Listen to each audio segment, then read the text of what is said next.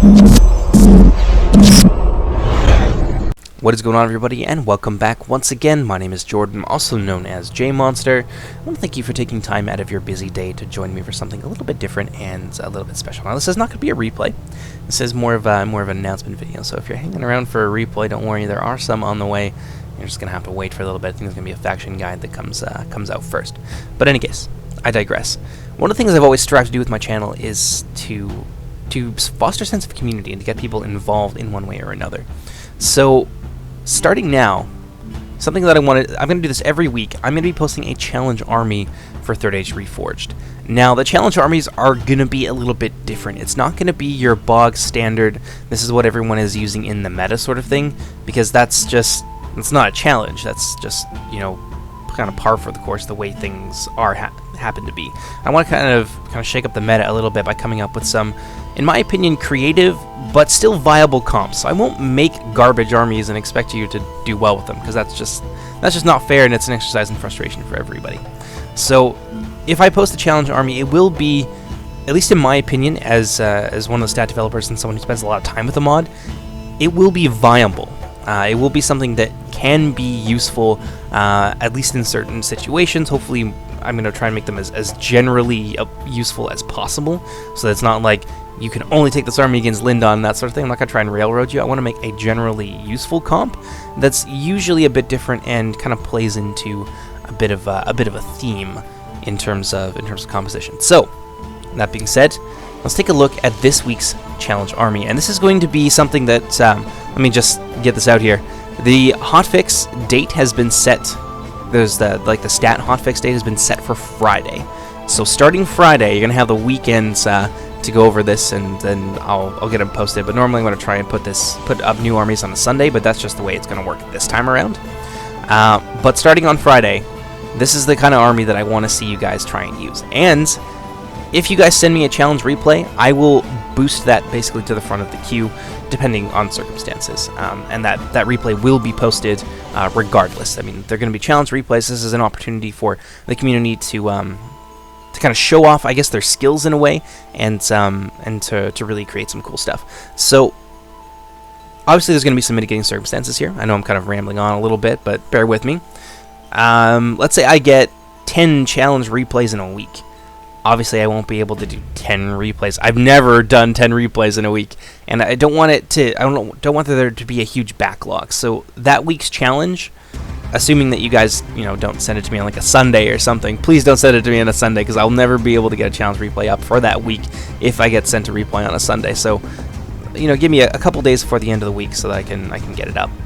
But God, where was I? Wow, so much rambling. But yeah, so if I get a ton of replays in a week, obviously I won't be able to do all of them. I'll have to pick and choose my favorites from the bunch. And yeah, if I get sent them on Sunday, well, then it will be hard for me to get it up for that week. And I would prefer not to, because again, I don't want to run a huge backlog of these things, just because of the way that, time permits me to get things done. So that's my request to you guys. But if you guys send it to me, there's a very high likelihood that replay will be posted for that week as part of the challenge. Now, ideally, these are going to be field battles. If I make a siege comp, I will make that extremely clear to you. And yeah, it'll be something that's particularly useful in a siege. But like I said, I want them to be generally applicable, and field battles are kind of some of the more common battles that you're going to see. But in any case, all that being said, let's go ahead and take a look at this week's challenge army.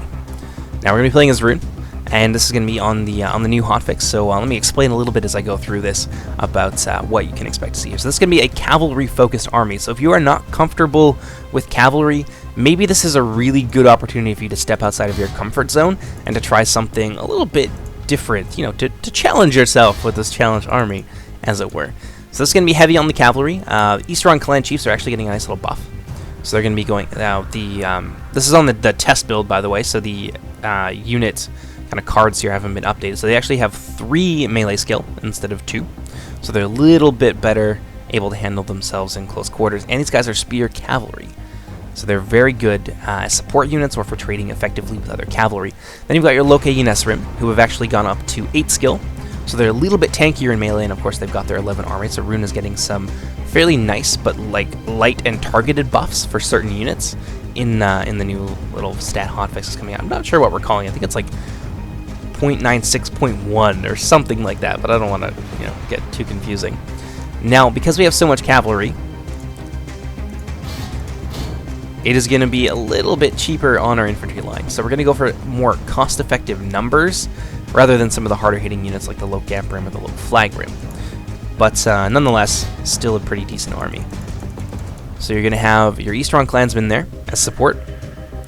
And, no, we took far too many of them, so you're going to have 4 of them to support your line of Easterling clansmen. So that's going to be a lot of numbers here that any enemy army is going to have to chew through, and they've got a decent amount of damage too. Now, a little note on the Easterling warriors, they actually have 6 melee skill now, so they're a little bit tankier, and with that extra point of damage there, 7 damage is pretty good for a unit of that cost. This is a very cost-effective lineup here. Then you're going to have a couple units of Scion Rim, because they are useful for defending your flanks, of course, but they also inspire. So they're going to be pretty instrumental in keeping some of these lower tier units in line, but they do have 12 morale, so they're not really in any danger of routing anytime soon. And then a couple units of Varag mercenaries who are very tanky mid-tier archers with a fair amount of damage behind them, and some Easterling hunters for a bit of numbers. So again, this is, let's actually give the Dragon Knights there a little bit of extra cavalry. So a lot of the killing power here is located in their mounted units. That's a ton of lancers. There's a lot of shock damage that can come your enemy's way, but you need to be able to micro them, which is kind of the biggest challenge of this army, is microing your cavalry effectively and using them well, because you don't have a huge amount of killing power on your infantry line. Mostly you have kind of a holding force. Now they're decent. 6 and 7 damage is nothing to sneeze at. You've got a lot of archers here to be able to defend some of these more lightly armored units and to provide screens and cover for your cavalry and stuff like that. This is an army that I think can work well, especially against, say, Orcish factions, for example. Obviously against the elves, this will struggle a little bit.